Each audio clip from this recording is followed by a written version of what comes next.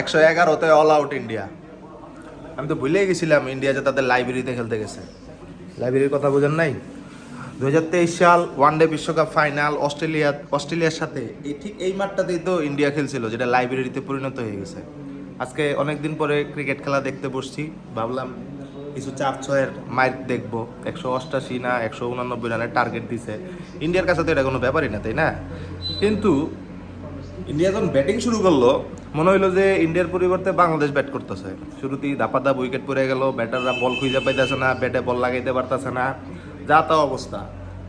তারপরে এই যে খেলার শেষের দিক দিয়ে হঠাৎ করে দেখলাম ইন্ডিয়ান ক্রাউডরা একদম চুপচাপ বসে আছে, ইন্ডিয়ান ডাগ আউটে কোনো কথাবার্তা নাই। তারপর হুট করে মনে হইলো ভাই এটা তো সেই লাইব্রেরি, ইন্ডিয়াতে তো একটা লাইব্রেরি আছে, সেই লাইব্রেরিতে তারা খেলতে গেছে আজকে।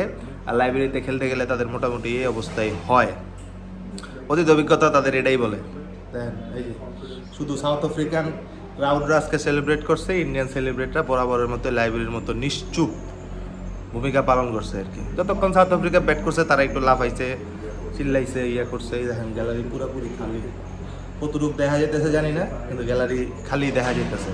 তো ইন্ডিয়ার উচিত এই বিশ্বকাপে এই লাইব্রেরিতে আর নাই খেলা, তাইলে দেখা গেছে তারা 2-1টা জয় পাইলেও পাইতে পারে। আর বহুত দিন পরে ক্রিকেট খেলা দেখতে বসছি আজকে। বাংলাদেশ তো এই বিশ্বকাপে নাই, আর ক্রিকেট খেলা এখন তেমন দেখাও হয় না আমার।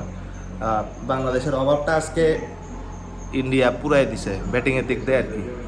যখন তখন উইকেট পড়তেছে, চালু চালু উইকেট পড়তেছে, কোনো ব্যাটার সেট হইতে পারতেছে না, ঠিকভাবে শট খেলতে পারতেছে না, ব্যাটে বল লাগাইতে পারতেছে না, বল খালি মিসকিউ করতেছে, কোনো 4 নাই, কোনো 6 নাই। পুরাই বাংলাদেশের ফিল্ডাই আজকে ইন্ডিয়া দিছে। তো থ্যাংক ইউ ইন্ডিয়া বাংলাদেশের ফিল্ডটা দেওয়ার জন্য, আর নিজেদের ঘরের মাঠে এরকম হারের জন্য আরও বেশি কংগ্রেচুলেশনস।